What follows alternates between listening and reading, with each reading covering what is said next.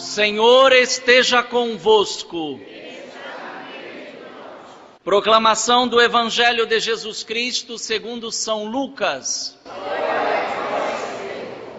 Naquele tempo, disse Jesus a seus discípulos: Não tenhais medo, pequenino rebanho, pois foi do agrado do Pai dar a vós o reino. Vendei vossos bens e dai esmola.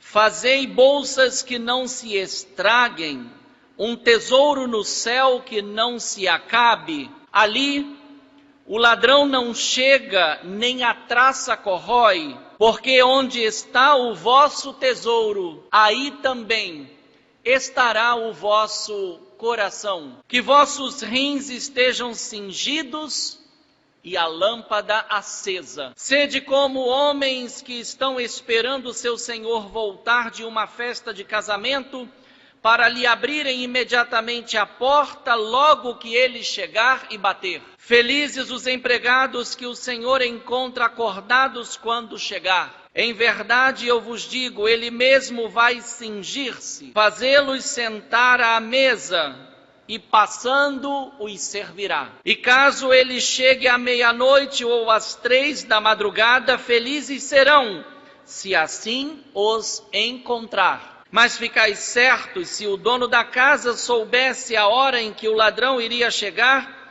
não deixaria que arrombasse a sua casa. Vós também ficai preparados, porque o Filho do Homem vai chegar na hora em que menos o esperardes. Então Pedro disse: Senhor, tu contas esta parábola para nós ou para todos? E o Senhor respondeu: Quem é o administrador fiel e prudente que o Senhor vai colocar à frente do pessoal de sua casa para dar comida a todos na hora certa? Feliz o empregado que o patrão, ao chegar, encontrar agindo assim. Em verdade, eu vos digo, o Senhor lhe confiará a administração de todos os seus bens. Porém, se aquele empregado pensar: meu patrão está demorando, e começar a espancar os criados e as criadas, e a comer, a beber e a embriagar-se, o senhor daquele empregado chegará num dia inesperado e numa hora imprevista. Ele o partirá ao meio e o fará participar do destino dos infiéis. Aquele empregado que, conhecendo a vontade do Senhor, nada preparou, nem agiu conforme a sua vontade, será chicoteado muitas vezes. Porém, o empregado que não conhecia essa vontade e fez coisas que merecem castigo, será chicoteado poucas vezes. A quem muito foi dado, muito será pedido. A quem muito foi confiado, muito mais será exigido. Palavra da salvação. Em particular, aos nossos pais que estão aqui na missa. É mais do que uma alegria tê-los aqui conosco. É poder experimentar no dom da paternidade a presença de Deus entre nós.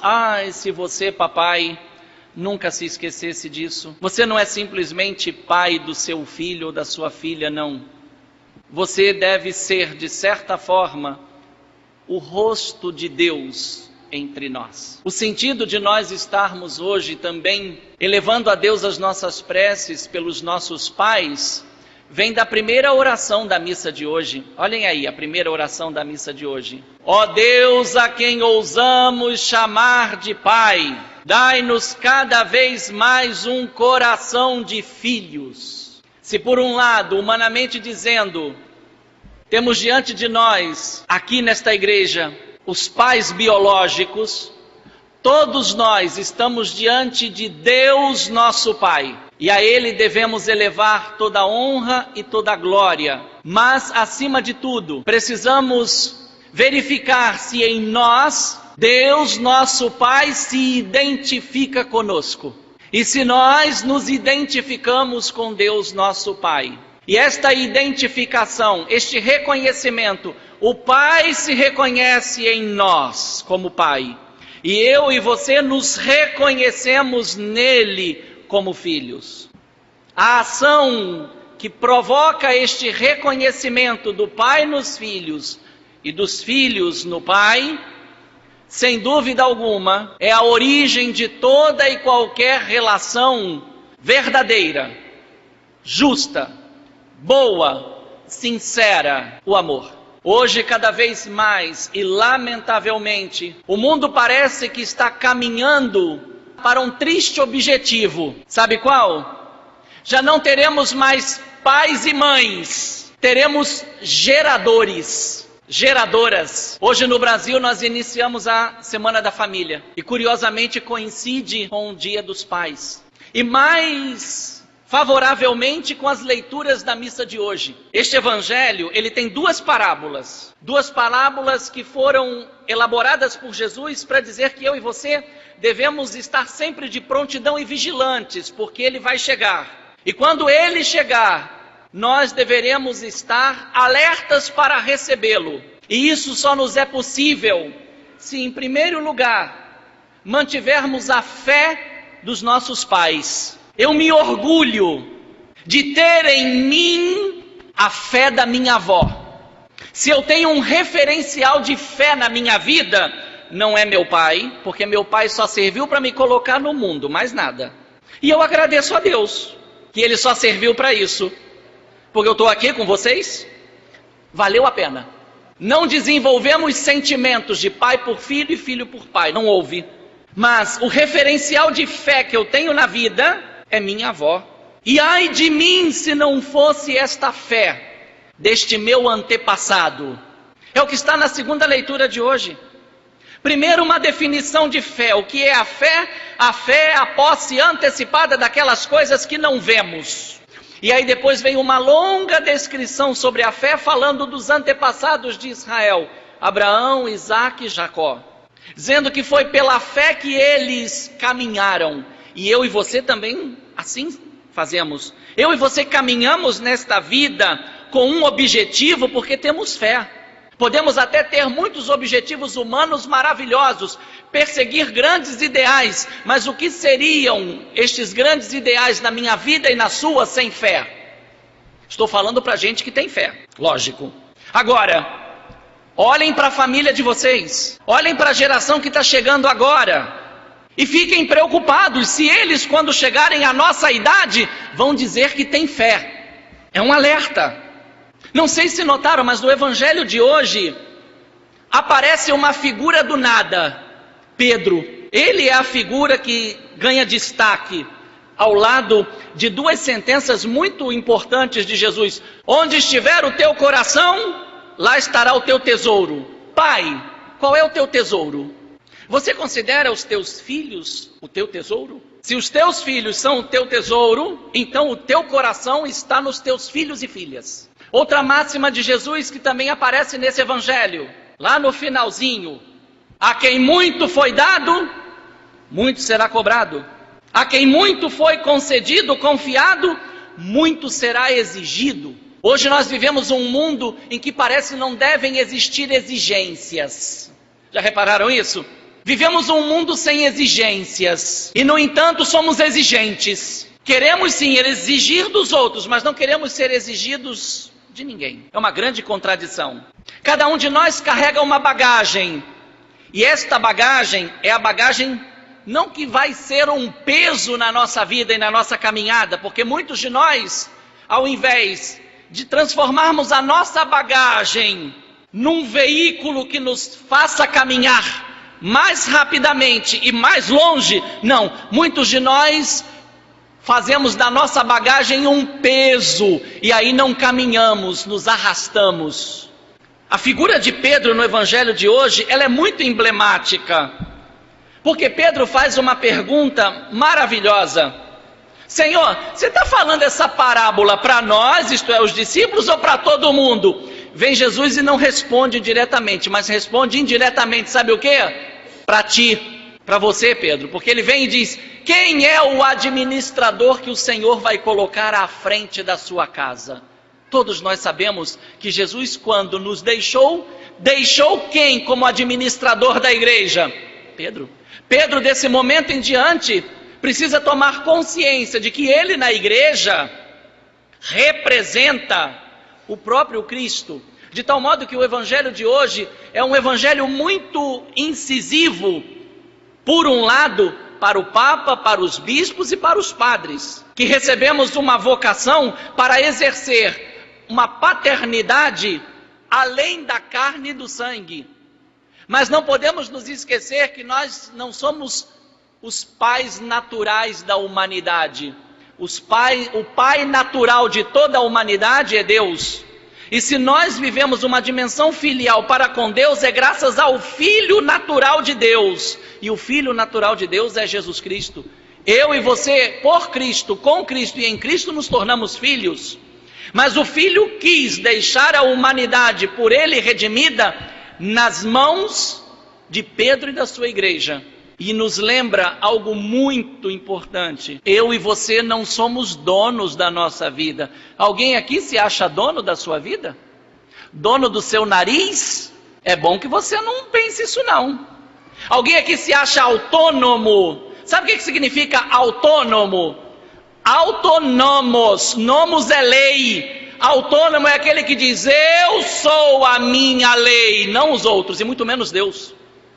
Então, eu me declaro não autônomo diante de Deus. Eu me declaro dependente de Deus. E assim quero ser, assim quero viver. Agora, eu e você recebemos a missão de administrarmos a vida que recebemos. E um pai recebe, além da missão de administrar a própria vida, de ser o administrador da casa. Complicado falar isso hoje, né? Porque em algumas famílias a coisa inverteu. A mulher trabalha e o homem é o homem de casa. Daqui a algum tempo, alguns homens, quando forem colocar a profissão na ficha, vai botar doméstico, do lar. Já está acontecendo? E nem por isso vamos nos sentir diminuídos. Porque seria maravilhoso se isso acontecesse num outro sentido. Sabe qual é a grande reclamação de muitas esposas e de muitos filhos? É que os seus pais não são do lar, mas são de fora do lar. Não vivem para dentro, vivem para fora. Eu vou dizer uma coisa da minha história para vocês, que eu me lembrei agora. Eu não tenho muitas lembranças de infância não sei porquê. Mas eu tenho uma lembrança muito interessante. Minha mãe e meu pai estavam brigados. Eu devia ter uns 5 aninhos, por aí. Ou menos até. Aí minha mãe comigo no colo diz assim, puxa meu filho, o papai não liga pra gente, né? Tava calor e nós estávamos perto do ventilador. Eu virei para minha mãe e disse assim, Dodô liga. O ventilador liga, porque na minha cabecinha, ligar era o quê? Fazer funcionar alguma coisa. Papai não liga para nós, né? Eu na minha inocência, Dodô liga. O ventilador liga. E é muito interessante isso na minha vida e na sua, porque quando eu e você descobrimos que dentro de nossas famílias, alguns elementos de nossa família não ligam para nós, das duas uma, ou nós nos afundamos numa profunda depressão, ou damos a volta por cima e ajudamos essa pessoa a compreender que, embora ela não seja capaz de ligar para nós, nós ligamos para ela. E é esta a postura que talvez ajude a reverter a situação de muitas famílias. Pedro não tinha nada que ter aberto a boca para fazer a bendita pergunta. É para nós ou para todo mundo? É para ti, Pedro. Lembre que você tem que ser um administrador fiel.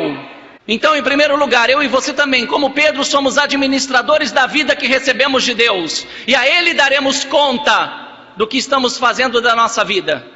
Mas alguns de nós também receberam uma vocação para estender estas relações. E no dia de hoje, falamos dos nossos pais. Pai, se você teve um filho, muito te foi dado. Muito te será cobrado. A nossa sociedade precisa de homens e mulheres de verdade, que sejam capazes de se relacionar com os outros, não apenas olhando por os outros a partir daquilo que os outros podem lhes favorecer, porque isso é se servir dos outros e não servir, Vem Jesus e disse: eu vim para servir e não para ser servido. E o curioso é que na primeira parábola o Senhor faz uma inversão. Ele, que é o dono, quando chega, ao invés de dizer aos empregados: venham me servir porque eu acabei de chegar, ele faz o contrário. É ele que vai servir. E sabe por quê? Porque nós estamos também diante de uma página que nos conduz à Eucaristia. Esta página, ela é também uma página eucarística. Porque eu e você na Eucaristia, por Cristo, com Cristo e em Cristo, nos dirigimos a Deus e o chamamos de Pai. E este Pai, sabe o que Ele quer? Ele quer se identificar em mim e quer se identificar em você. A gente não costuma dizer assim: é a cara do pai, é a cara da mãe, né? A gente olha a aparência, Deus não. Deus olha o nosso íntimo, o nosso interior. E eu e você então agora deveríamos nos perguntar, dentro de mim e dentro de você, o que existe que nos identifica com Deus? Qual é a nossa carteira de identidade em relação ao Pai dos céus? E a gente acaba descobrindo uma coisa muito interessante. Quantas orações você sabe na vida? 3, 4, 5, 10? Algumas de cor, outras com um santinho. E no entanto, Jesus nos deixou uma oração, na qual eu e você começamos a chamar a Deus de Pai. A oração da missa de hoje diz: Deus a quem ousamos chamar de Pai, dai-nos cada vez mais um coração de filhos. E como é que eu e você podemos ter um coração de filhos? No Filho Jesus Cristo. É Ele que vai dizer para mim e para você como eu e você podemos ter um coração de filhos. E eu e você só podemos ter um coração de filhos para com Deus nosso Pai, se o Pai se identificar em mim e em você e encontrar em mim e em você obediência. Quem é Jesus em relação ao Pai? Eis que venho, ó Pai, para fazer a tua vontade. O meu alimento é fazer a vontade do meu Pai. E o quanto eu e você, na minha vida e na sua, temos procurado fazer a vontade de Deus na nossa vida? Muitas vezes nós queremos que Deus faça a nossa vontade e não vai fazer. Mas eu e você somos chamados a fazer a vontade de Deus. E sabe por quê? Porque para quem tem fé, é impossível ser feliz fora da vontade de Deus. Sabe por que você muitas vezes experimenta a infelicidade? Eu e você experimentamos momentos de infelicidade, sim ou não? Mas o que está na origem dos nossos momentos de infelicidade? Quando eu e você colocamos de lado a vontade de Deus. Quando eu e você nos arvoramos e dizemos para Deus que somos autônomos. E hoje eu e você precisamos sair daqui convencidos de que somos dependentes de Deus. A começar, Pai, por você. Que presente, Pai, você quer do seu filho? Nós podemos pensar em muitos presentes para o nosso Pai, não é mesmo? Eu sei que muitos de nós aqui temos dificuldade para falar de Pai. Porque, como eu disse, muitos de nós não tivemos experiência de Pai. Eu fui o primeiro a declarar para vocês que eu não tive. E, no entanto, estou bem resolvido com essa situação. Muito bem resolvido. Porque consegui encontrar na indiferença do meu Pai o diferencial de Deus na minha vida. Então você também pode. Não importa se você não tem o Pai que você quer. Você tem o Pai que você tem. Cabe a você fazer do Pai que tem o Pai que você quer ter. Mas não fique esperando que tudo aconteça a partir das decisões dele. Decida você também. Tome a decisão de ser filho.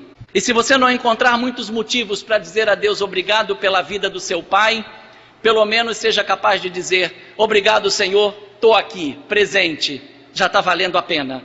Faço parte desse mundo, conheci esse mundo, estou fazendo também a minha história. E essa história não é uma história de autonomia da minha parte.